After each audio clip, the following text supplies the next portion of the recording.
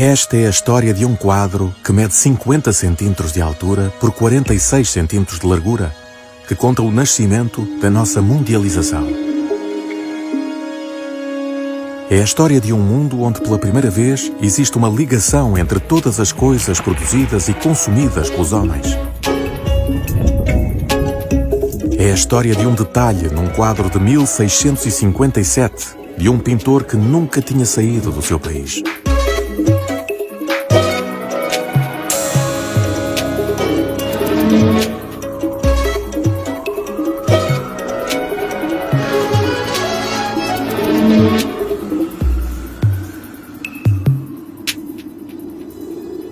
No outono de 1911, Henry Clay Frick, um rico industrial nova-iorquino que fez fortuna com o carvão e com o aço, enriqueceu a sua coleção particular com uma obra de arte aparentemente clássica.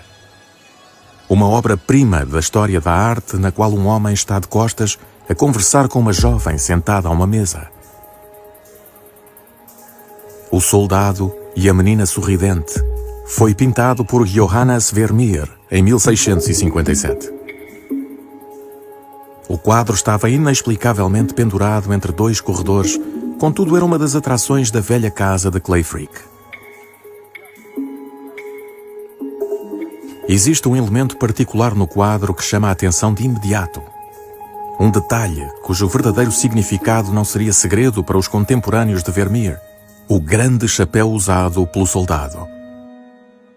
Esta história é a sucessão de invenções, de descobertas, de reuniões, de dramas e até mesmo de crimes que permitiram colocar este chapéu demasiado grande na cabeça do soldado.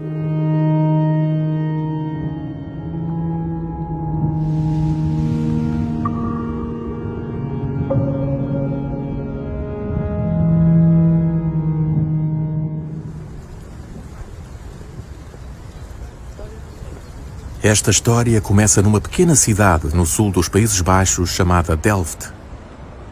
É uma cidade pacata onde à primeira vista, tal como hoje, não se passa nada.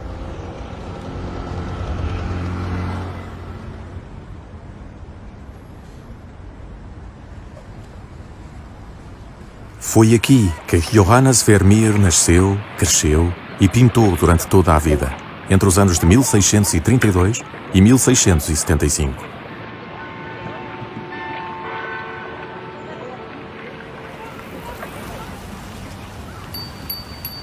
Mas esse facto acaba por não ter importância porque Vermeer não era o tema dos seus quadros. Ele falava-nos do vasto mundo que fascinava os seus contemporâneos. Era uma época em que milhares de objetos que deram a volta ao mundo chegavam a Delft pela primeira vez e eram exibidos nas casas dos seus habitantes. Os seus quadros descreviam, talvez melhor do que qualquer historiador, uma era e uma economia da qual somos os descendentes diretos. Para provar isto, vamos pôr-nos no lugar de um contemporâneo do pintor e imaginar no que poderia pensar perante um dos seus quadros. Porque em 1657, em Delft, ninguém admiraria a mulher, e nem mesmo o tratamento incrivelmente poético da luz, mas sim o chapéu. Porque saberiam o que seria necessário na época para o fazer.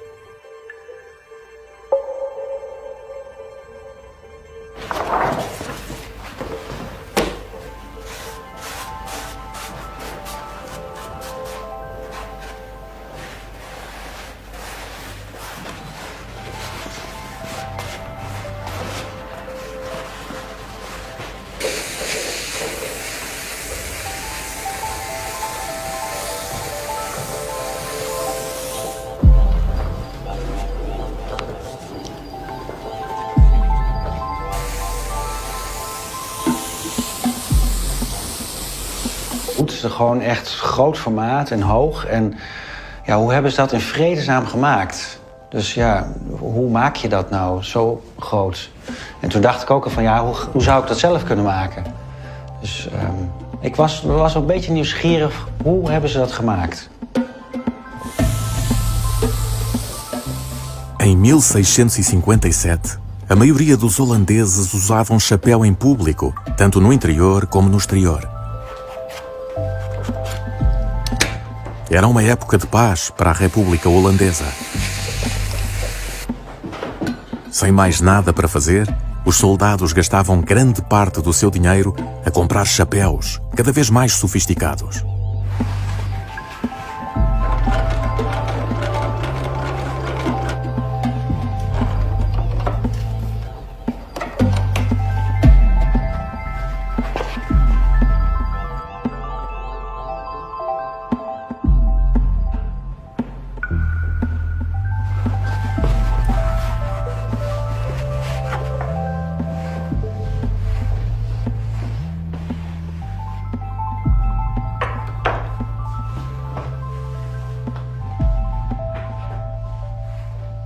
...100 jaar geleden of 300 jaar geleden...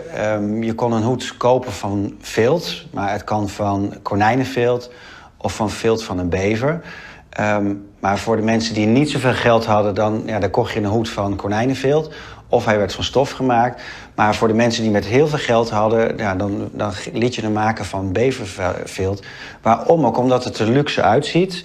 En ook omdat het gewoon langer goed blijft. Het is gewoon heel sterk materiaal. En dan moest je gewoon heel veel geld betalen... om gewoon een hoed te kopen van vilt van een bever.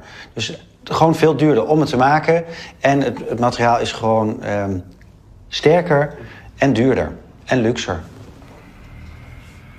Chapéu como este poderia custar algures entre os 30 e os 40 florins. Este foi o preço porque Vermeer vendeu dos seus quadros para poder sustentar a sua mulher e 7 filhos. O elevado preço deste chapéu devia ser problema na cadeia de abastecimento. Não havia mais castores na Europa para fornecer o feltro necessário para o seu fabrico. Le castor est un mammifère de la famille des Castoridae, vivant principalement autour des lacs et des rivières. Il pèse en moyenne 25 kg et mesure de la tête à la queue plus d'1,30 m. Son sous-poil est parfaitement résistant à l'eau, ce qui en fait la matière idéale pour la fourrure. Grâce à ses incisives particulièrement développées, taillées en biseau et de couleur orange, le castor est le seul mammifère capable de couper du bois. Le castor construit des huttes dans lesquelles il stocke sa nourriture. Comme les manchots ou les hippocampes, le castor est un animal principalement monogame. À partir du Moyen-Âge, les humains qui, comme les castors, peuvent construire des barrages et stocker de la nourriture, chassent pour sa viande de manière intensive le castor, qui, lui, est végétarien. À force de piégeage, l'ensemble des castors fut anéanti en Europe dès la fin du XVIe siècle. La disparition des castors est très vraisemblablement la première extinction de masse d'une espèce animale en Europe, en lien avec une activité économique.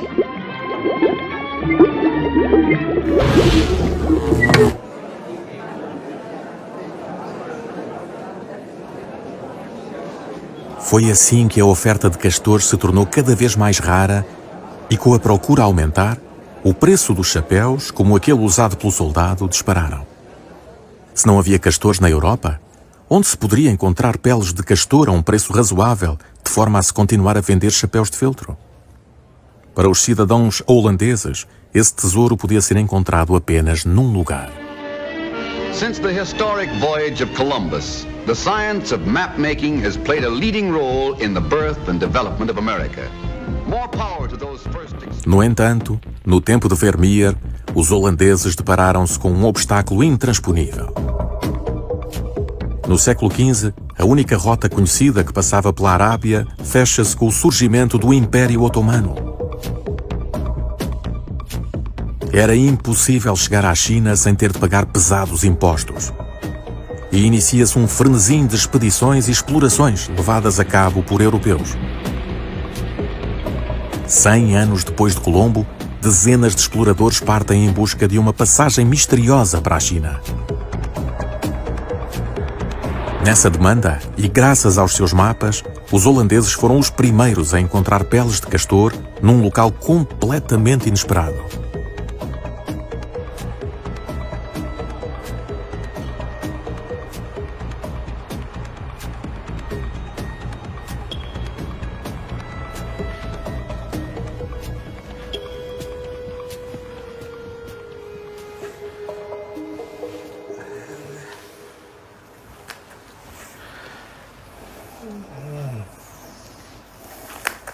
Goed, gaan we even zoeken waar de kaart is.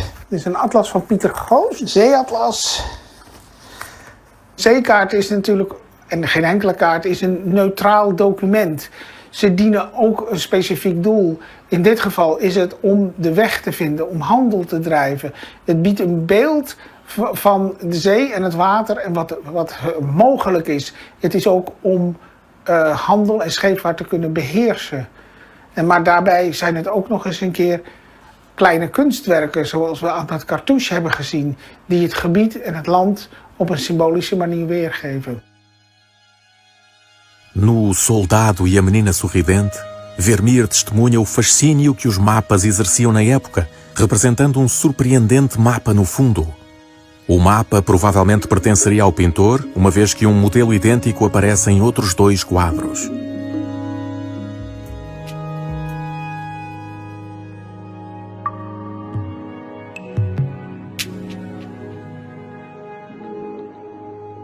A versão de Vermeer inspirou-se num mapa verdadeiro desenhado por tal de Balthazar Flory van Berkenrode em 1620. Hoje resta apenas exemplar deste modelo. A maioria de nós seria incapaz de entender o que este mapa representa. Mas para os contemporâneos do pintor, a resposta era evidente. Era o seu próprio país, conforme estavam habituados a vê-lo, a partir de um eixo este-oeste, em vez de um eixo norte-sul, que usamos hoje. Por outro lado, os contemporâneos de Vermeer teriam ficado perplexos com um elemento invulgar. Era a terra e não o mar que estava representado a azul. O que queria Vermeer dizer com esta inversão tão radical? Um simples efeito de contraste para garantir o equilíbrio do quadro, eco do mesmo contraste entre o negro marcante do chapéu do soldado com o lenço branco da mulher? Ou então, mais provavelmente, quereria dizer que as novas terras a conquistar, com os seus novos tesouros, eram acessíveis por mar.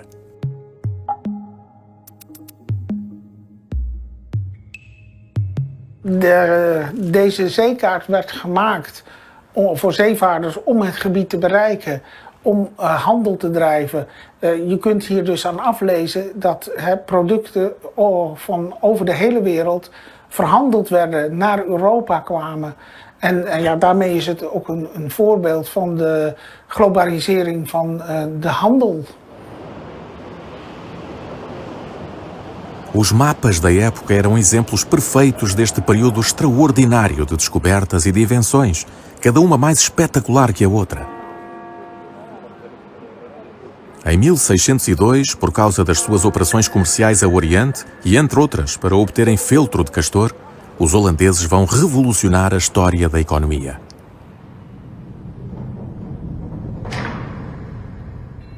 Durante este inverno, a República estipulou que os comerciantes tinham de investir numa única empresa que se chamaria Companhia das Índias Orientais, em holandês Verenigde Oostindische Compagnie, mais conhecida por VOC. Uma exorbitante quantia de mais de 5 milhões e 500 mil florins foi investida na VOC por mais de 1000 cidadãos. Em contrapartida, os investidores receberiam uma percentagem dos lucros das expedições, equivalente à percentagem do seu investimento inicial. A isto chamava-se dividendos. Yes, I see. Well, suppose we did this. Suppose a group of merchants, including myself, subscribe a sum of money, say £6,000 or £7,000, form a joint stock company between merchants and colonists to settle here, providing that each share in the company be of £10 value, the agreement to run... Mr. Weston, if you would, a little slower, please. Oh, yes, of course. Well, simply put, it comes to this. We finance your pilgrimage. Para provar o investimento na VOC, os holandeses recebem a 20 de março de 1602 um papel, e assim nasce a primeira ação do mundo.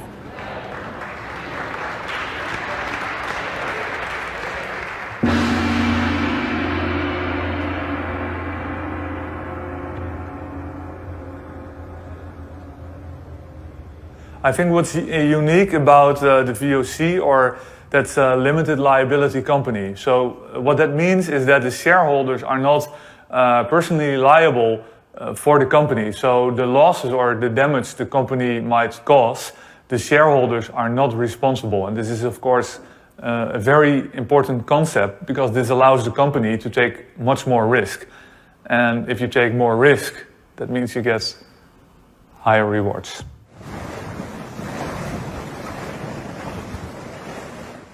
Para fornecer mais dividendos aos seus acionistas, a VOC enviou um capitão inglês, Henry Hudson, no final do verão de 1609, para procurar a passagem a noroeste para a China, algures na América do Norte. Como qualquer grande multinacional, a VOC sabia como recrutar os melhores quadros. Seria uma viagem que mudaria para sempre o curso da história.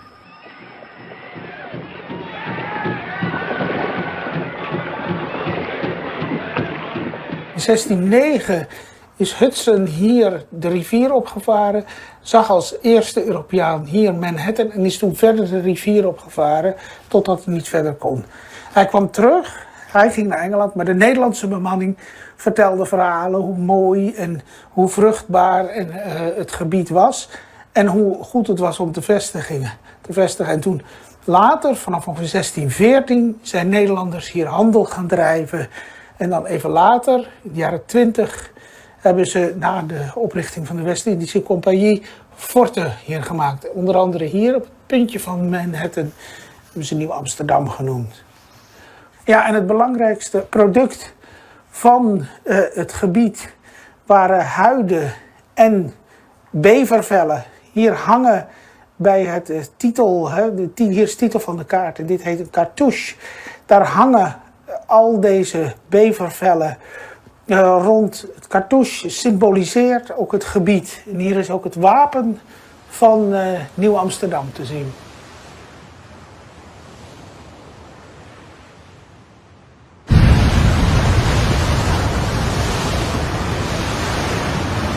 Nova York foi descoberta e fundada assim. Inicialmente era apenas uma ilha na desembocadura de dois rios onde, como seria de esperar, os castores abundavam. Um lugar que surge nos mapas com o nome da ilha de Mannahatta, que deriva da língua dos Lenape, os habitantes locais. Uma ilha que mais tarde se viria a chamar Manhattan. No tempo de Vermeer, Manhattan tinha apenas um pequeno porto para o comércio de peles que os holandeses chamaram de Nova Amsterdão. Estas peles eram exportadas para a capital holandesa para satisfazer a procura por chapéus de feltro.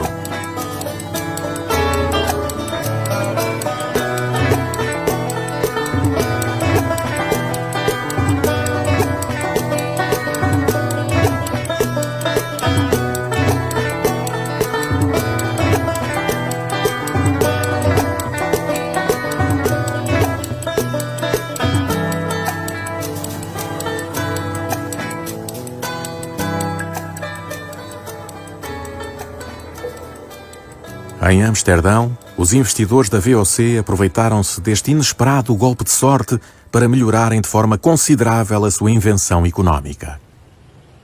Por um lado, a maioria dos investidores estavam satisfeitos por receberem grandes dividendos da VOC, mas por outro, os investidores mais pessimistas decidiram vender as suas ações, conforme era permitido pela carta da companhia.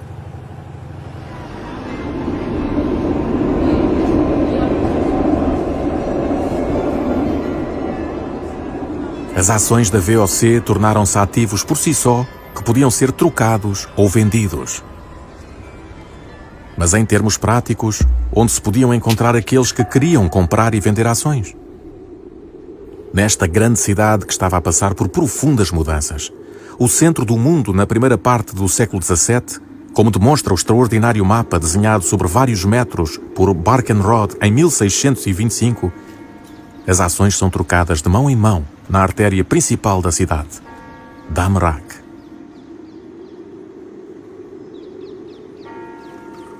Isto seria complicado nos dias de chuva que são comuns na Holanda. Os dias de chuva eram também um dos motivos para precisarem de chapéus impermeáveis de pele de castor. Então, em 1611, o Conselho Municipal decide construir um edifício específico para trocar os títulos da VOC. Eis como foi criada a primeira bolsa do mundo.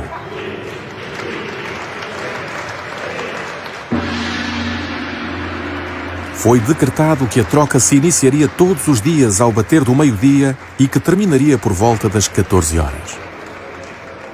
O edifício tornou-se tão importante que pintores famosos da época como John Barcaida ou Emmanuel David se sentiram na obrigação de representar este mundo completamente novo. As suas composições cuidadosamente controladas não fazem jus à realidade na qual se exercia esta nova atividade económica. Uma pintura nunca é apenas uma fotografia da época. Apenas alguns anos após a sua fundação, a especulação mais selvagem referente às ações da VOC conquistou os cidadãos de Amsterdão. Ações cujos preços podiam triplicar ou descer em 3/3 numa questão de semanas. A Bolsa de Amsterdão ganhou a reputação de ser uma confusão indigna e barulhenta. O ritual relativamente cerimonioso em que um vendedor confirmava o preço frequentemente degenerava numa demonstração maníaca de movimento de mãos desordenado e precipitado que podia acabar em violência. They do this by purchasing shares of stock which represent ownership of corporations. A corporation primarily differs from other forms of doing business in that the owners are not personally liable for the corporation's debts. Milhares de espectadores eram atraídos pelo desejo de dilapidar o seu rendimento disponível na esperança irracional de obter uma fortuna instantânea. O sistema de capitalização bolsista nasce. Ao mesmo tempo, o comércio de peles de castor entre a nova e a velha Amsterdão começa a adquirir a forma de uma verdadeira economia.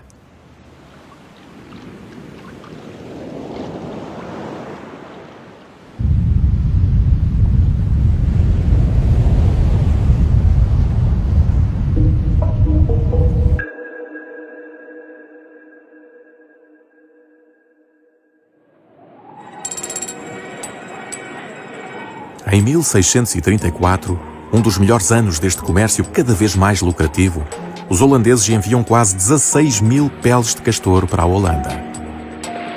O número destes animais na América do Norte também começa a diminuir, tal como aconteceu na Europa. O frenesim de um mundo comercial sem limites, sem dúvida que remonta a este período. Porque do outro lado do Atlântico, os habitantes de Amsterdão descobriram as alegrias e a loucura da especulação. Um fenómeno que desde o seu surgimento podia ser, e como os recursos do mundo estavam por natureza limitados, a causa de terríveis desilusões. 20 anos após a primeira oferta pública, ocorreu a primeira queda da Bolsa na história. Não aconteceu às ações da VOC, uma vez que estas prosperavam de tal maneira que podiam absorver muita especulação, mas a outro bem improvável em que os holandeses estavam a investir de forma massiva: as tulipas. Convenhamos que até mesmo hoje é difícil explicar a paixão que os holandeses têm por aquilo que originalmente não passava de um produto de luxo importado da Turquia. Era um produto que os horticultores da época podiam reproduzir com regularidade sazonal, com variedades cada vez mais surpreendentes. Foi neste contexto cíclico, uma antecipação constante das florações em períodos de tempo variáveis que são a epítome na finança, que ocorreu o grande drama que marcará os espíritos dos holandeses do tempo de Vermeer. Como os bulbos floresciam no verão, por que não os comprar no inverno e revendê-los antes que floresçam? E a pessoa que comprasse o bulbo antes da floração vendia o mesmo bulbo a outra pessoa por um preço mais elevado.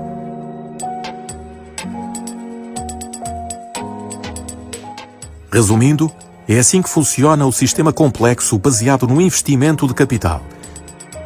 As pessoas vendem umas às outras produtos que nunca chegaram a possuir e cuja origem e destino final desconhecem. Hi. This is one of my favorite hobbies, astronomy. And this is my backyard observatory. Do you have a hobby? Well, if you do, you know it costs a lot of money and you've got to save for it. And I can't think of a better way of saving than with United States savings bonds. Your money returns $4 for every 3 when the bonds mature. Janet and I have made it a regular family habit. In fact, we've started our young daughter, Kelly Lee, with a $100 bond. Remember, you get back $4 for every 3 when the bonds mature. So why don't you all go out and buy a big stack for them, huh?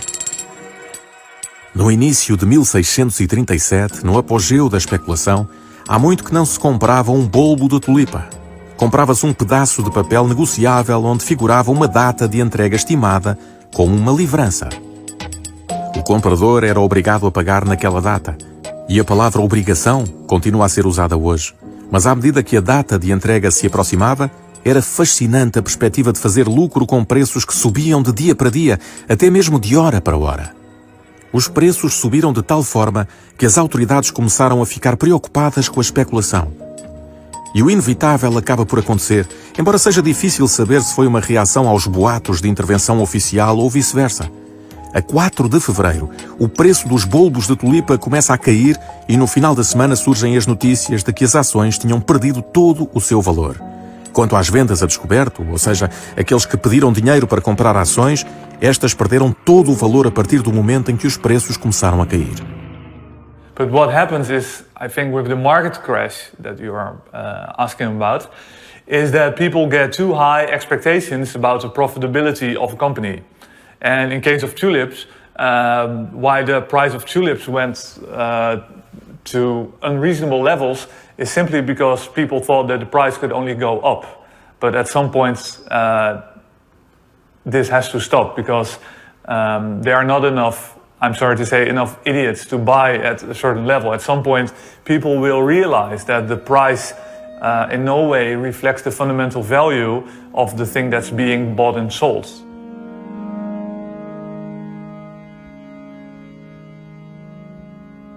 E se este chapéu gigante fosse uma metáfora para a ridícula acumulação de riqueza que Vermeer estava a satirizar?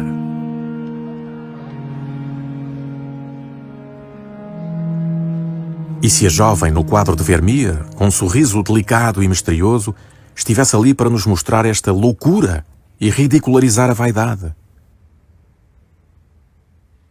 E se ela se estava a rir do soldado, como a dizer: para que usar um chapéu tão grande? Mas pode ser também para testemunhar aquela que foi uma das maiores contradições da história das sociedades. Os holandeses, conhecidos pela razoável, austera, discreta e reservada ética de trabalho típica dos protestantes, tinham se tornado no povo mais rico do mundo. A riqueza pode ser um embaraço para a moral.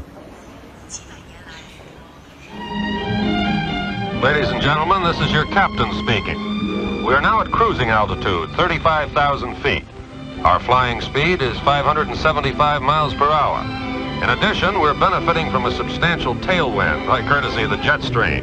Hence, our ground speed is now approximately... No início do século XVII, os holandeses não eram os únicos interessados nos recursos da América do Norte. Exploraram a população de castores, que já se encontrava à beira da extinção, e veem outro país europeu lançar-se no comércio das peles. O castor tornava-se pouco a pouco num assunto geopolítico.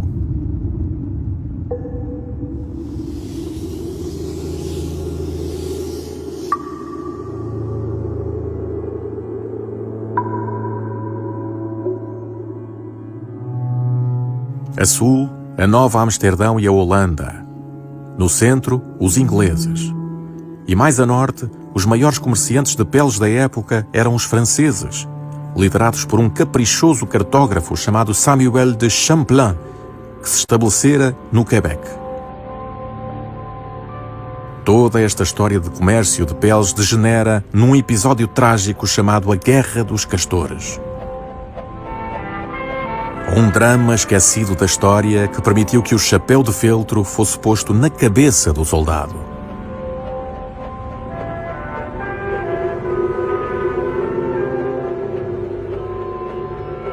Samuel de Champlain chega ao Quebec em 1603 e aí passou 20 anos da sua vida, deixando-nos um relato escrito extremamente detalhado das suas aventuras. É um dos poucos documentos da época que descreve a Guerra dos Castores.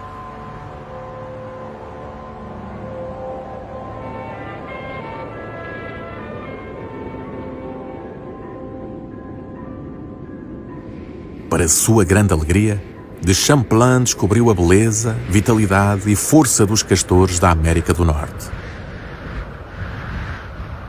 Devido ao clima frio, tinha uma pelagem mais espessa, mais lustrosa e mais impermeável do que o castor europeu. Um produto perfeito.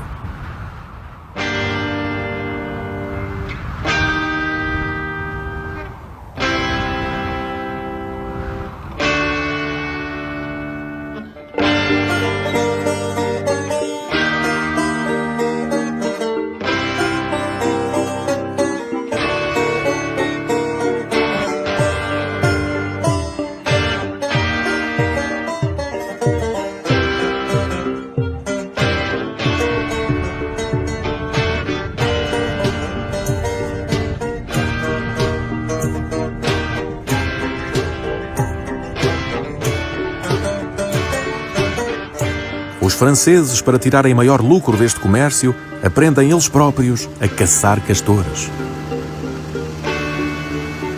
Na altura, eram chamados de corredores de bosques.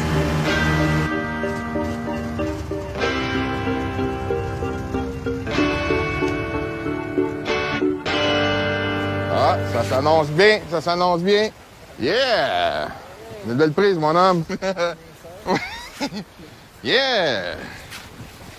Oh yeah! Un beau castor, mon chum? Monsieur! Yes, sir, bien content. Hop là! Un beau castor. Tiens, Jean. Oui. C'est des belles mitaines. Bon, on va aller. Beau. Le sortie du piège. Tiens. Un beau spécimen. Lui, il passe par ici, parce que tu peux le mettre soit comme ça, mais la majorité du temps, il faut que tu mettes comme les fourchettes quand il rentre. Comme ça, il y a une bonne frappe à la nuque. Comme ça, il n'y a pas de pardon. C'est des pièges humanitaires qu'on appelle, là. Ça, c'est mort instantanée. Tiens. Là, le piège est prêt à accueillir un castor. S'il y en a un autre.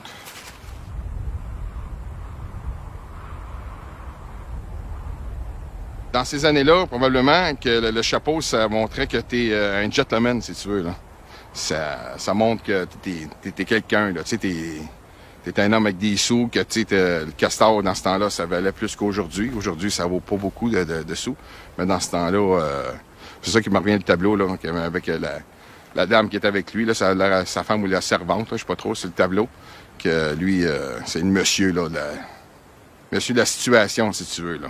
Ça porte le chapeau de castor, ça relève son monsieur, mettons.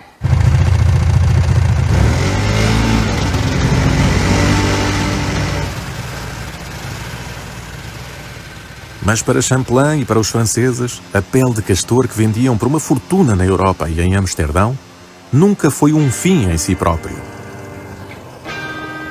Este recurso fortuito apenas permitia que Champlain financiasse o seu sonho, chegar à China.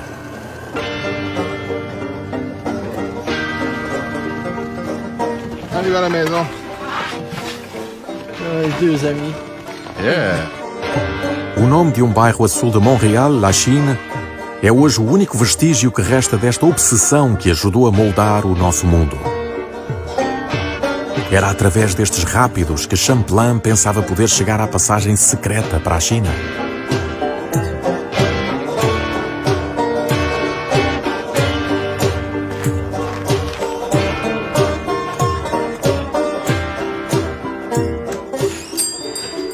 Salut François! Ah oui, toi? Pas de four au matin? Oh non. Tu peux mettre ça là? Oui, je vais mettre ça ici. Ben, je t'apporte une fourrure. Que tu peux C'est celui que tu voulais prendre pour faire des mitaines? Ouais, en plein ça. OK. Puis je t'ai emmené un paquet de queue. Plusieurs Pour porte-clés. faire tes portefeuilles. T'as des porte-clés aussi? Des étuis à couteau à faire, puis des Ah, nice. Des mini-queues. Oui. C'est bon? Ouais, ben on essaie de récupérer le plus qu'on peut. Ouais. Enquanto procuravam a passagem, os franceses ganharam gosto pelo lucrativo comércio das peles, onde tudo era saída de negócio.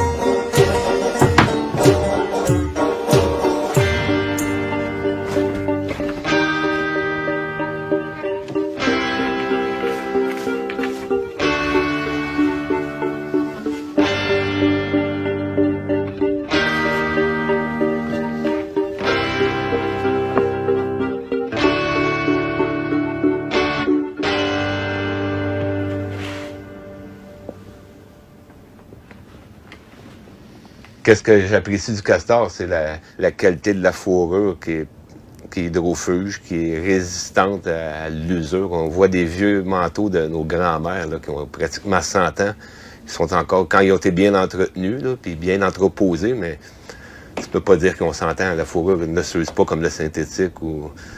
C'est vraiment une des belles fourrures qui reste belle quand elle est bien entretenue. La fourrure vous passionne? Nous aussi. J'aime la fourrure. J'aime créer pour les gens.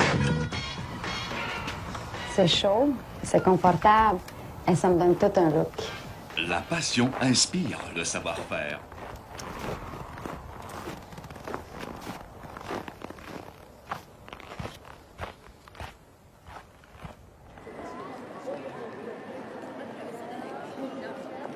E se o significado oculto por trás do chapéu fosse uma referência direta ao que estava a acontecer na América do Norte? Vermeer fez tudo para atrair a atenção do público para este novo produto.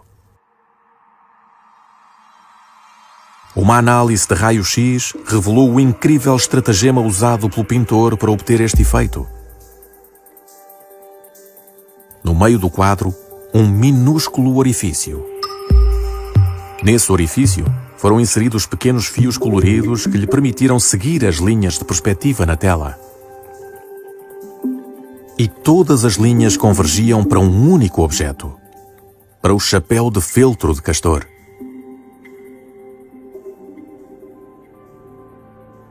É certo que a maioria dos contemporâneos de Vermeer sabiam do que se tratava. Na América do Norte, o que começou como um comércio florescente transformou-se em predação organizada e em apenas alguns anos acabou em massacre. Na verdade, os europeus não tinham chegado a território virgem.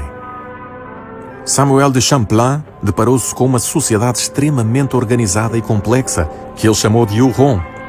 Vista a aumentar, decidiu fazer uma aliança com os Huron, tendo em vista o comércio de peles. São de Champlain as primeiras imagens nas reuniões com aqueles que agora chamamos de Primeiras Nações.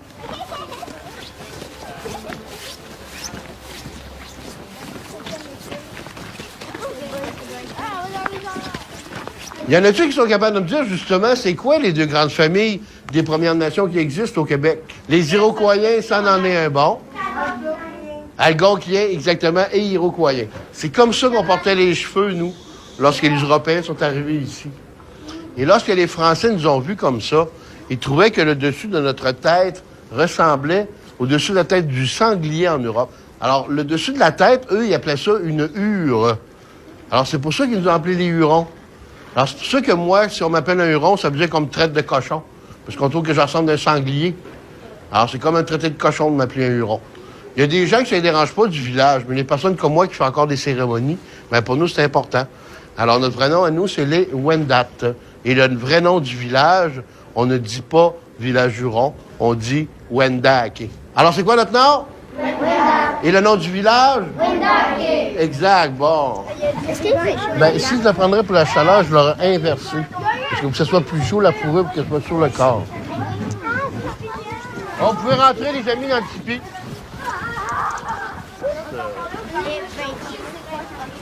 Les fameux chapeaux de feutre qui étaient faits par les Européens. D'ailleurs, il y a toute une histoire avec le fameux poil de castor, hein, parce que lorsque les Européens prenaient nos fourrures à la base, nous, lorsqu'on avait terminé l'hiver, parce que c'est des fourrures qu'on portait, et à la fin de l'hiver, on faisait de la récupération. Alors, on cousait nos fourrures ensemble, on faisait une poche, et on emmenait les fourrures neuves au poste de traite. Et on ne comprenait pas les premiers contacts, parce que lorsqu'on ouvrait nos fameuses grosses poches, les Européens étaient plus intéressés par la poche que la fourrure neuve. C'est comme si ils préféraient nos raillons, parce qu'on les avait portés pendant tout l'hiver. Alors, lorsqu'on arrivait, puis que nos fourrures avaient déjà perdu ce long poil, ils étaient prêts à nous donner le double.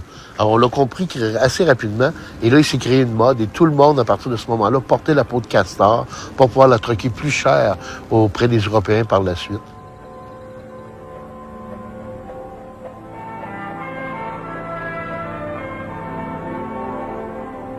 No início do século XVII, os Wendat andavam à volta das 30.000 pessoas. Investigações arqueológicas revelaram que a economia dos Wendat baseava-se sobretudo na redistribuição de bens no interior do clã, em vez da produção de bens e produtos.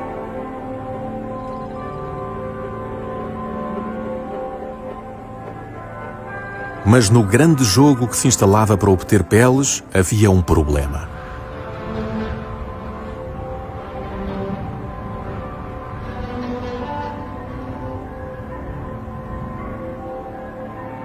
Os Wendat estavam há muito tempo em conflito com outra poderosa nação local, os Iroqueses. E em 1609, os Wendat pediram ajuda a Samuel de Champlain para derrotarem os seus inimigos históricos. Foi a primeira vez na história da América do Norte que os europeus se envolveram em conflitos seculares entre primeiras nações. Na manhã de 30 de julho, a zona circundante ao lago, que mais tarde receberá o nome de Champlain, será o palco de uma batalha fatídica. O próprio Champlain fez uma gravura que retrata este momento em que ele se encontra no centro. Eis o relato que ele fez desta batalha.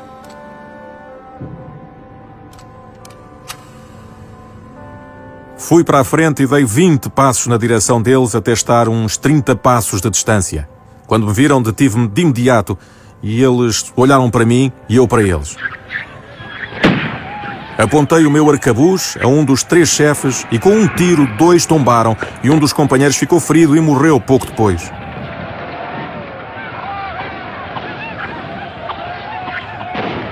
Um dos meus companheiros disparou a partir dos bosques, o que os assustou mais ainda, e vendo os seus chefes mortos, perderam a coragem e bateram em retirada.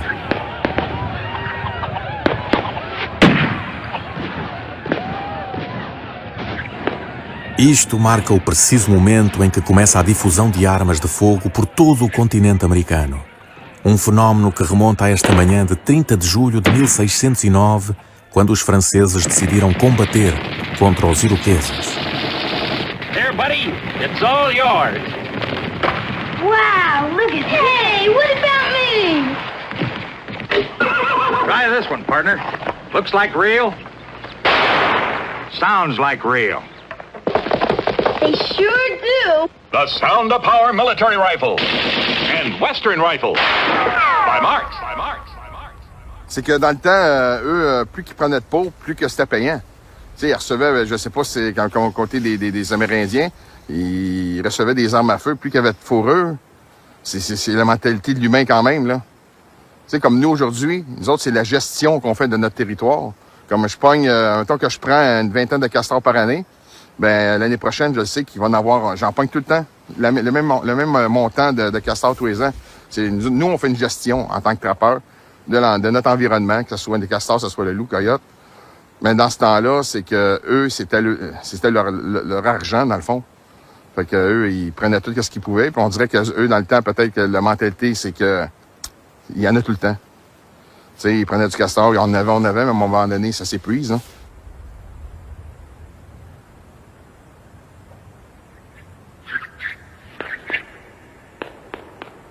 Com a diminuição dos castores e o aumento das armas de fogo, Os conflitos entre Wendat e iroqueses intensificam-se. Os holandeses também decidiram envolver-se no conflito e aliam-se aos iroqueses.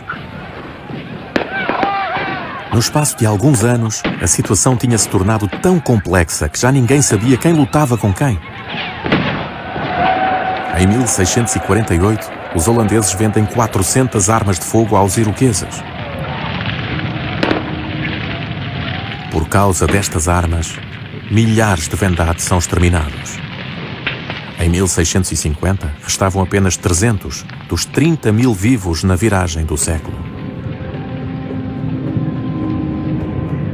O desaparecimento total e sistemático de uma cultura em nome do comércio das peles.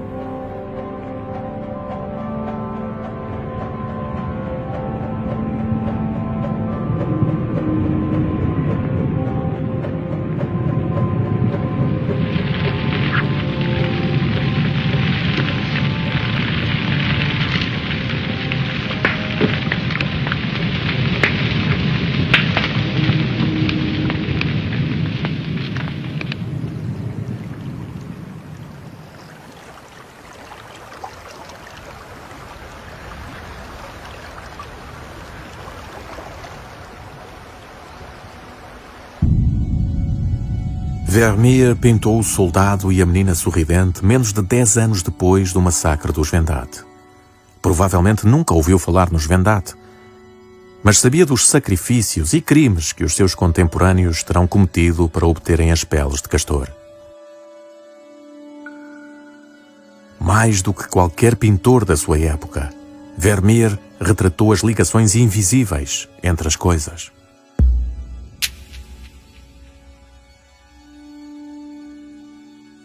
Ben, c'est sûr que le castor, on va sentir souvent qu'il y a eu un peu un abus. Parce que le castor ne nous fait pas penser qu'au castor, il nous fait penser à toute la forêt. Il est relié à l'arbre, il est relié... Alors, ça ramène aussi tous les arbres qui ont été coupés. On a des arbres qui ont été exterminés. Le vrai boulot qu'on avait pour faire notre canot de boulot, il est exterminé. C'est un boulot qui n'existe plus. Ça nous rappelle aussi toutes les autres choses qui ont été prises avec abus.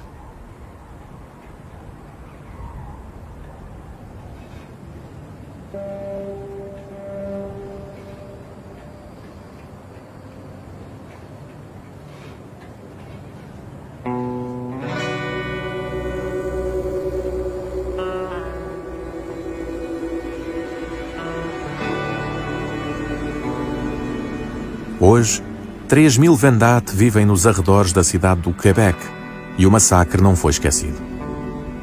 Embora o governo permita que vivam na Reserva Federal Wendake, não têm direito a possuir aí terra.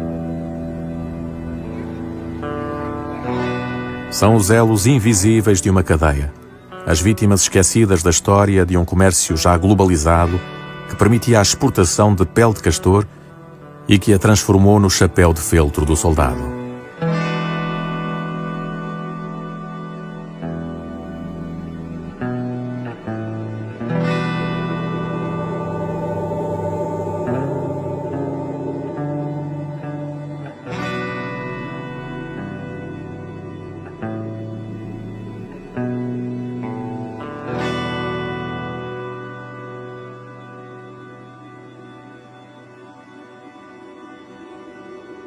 O que queria Vermeer dizer quando pintou o soldado e a menina sorridente?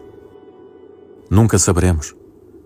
Mas tudo leva a crer que, colocando aquele chapéu imenso no centro dos olhares, o pintor queria obrigar os seus contemporâneos a se interrogarem sobre a natureza dos objetos que usam. As pessoas que sabiam das conquistas e dos sacrifícios que tiveram de ser feitos para o fazer. No mundo de Vermeer, os chapéus de feltro de castor são muito mais que objetos de decoração. Contam a história de uma época cujas imagens ainda nos influenciam, embora a grande maioria seja desconhecida. Por exemplo, em 1643, por via da sua colónia no Brasil, os holandeses receberam um enviado do reino congolês de Sonho, um certo Dom Miguel de Castro. Este, em conflito com o rei Garcia II, foi à Holanda pedir ajuda. Como prenda, recebeu uma espada e o mais precioso dos objetos, um chapéu de feltro feito com pele de castor do Canadá. Este era o mundo em que Vermeer vivia em 1657. Um enviado do Congo que chega à Holanda vindo do Brasil recebeu um chapéu de feltro feito da pele de castores provenientes da América do Norte.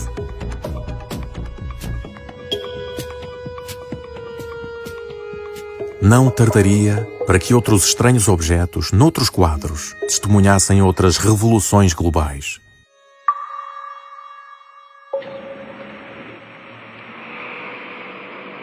A globalização, tal como conhecemos hoje, não remonta a 20 ou 30 anos. Encontra-se firmemente enraizada em meados do século XVII. Firmemente levada a cabo pelos mercadores de um pequeno país do norte da Europa.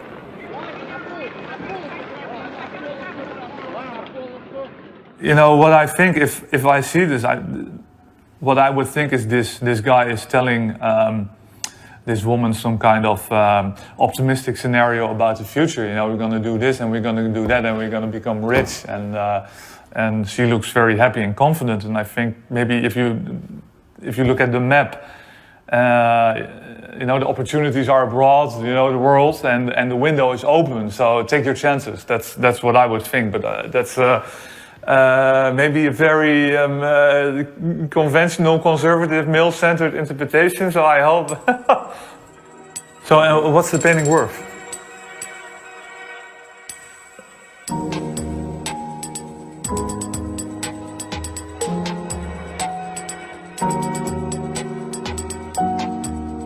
Por coincidência estranha da história, o soldado e a menina sorridente de Johannes Vermeer encontra-se em exibição no Museu de Manhattan, em Nova York. Praticamente no mesmo local onde há 400 anos, castores eram mortos para que se fabricasse o feltro que por sua vez permitiria fabricar o chapéu enorme que o soldado trazia na cabeça. O mundo inteiro, num quadro de 50 centímetros de altura por 46 centímetros de largura.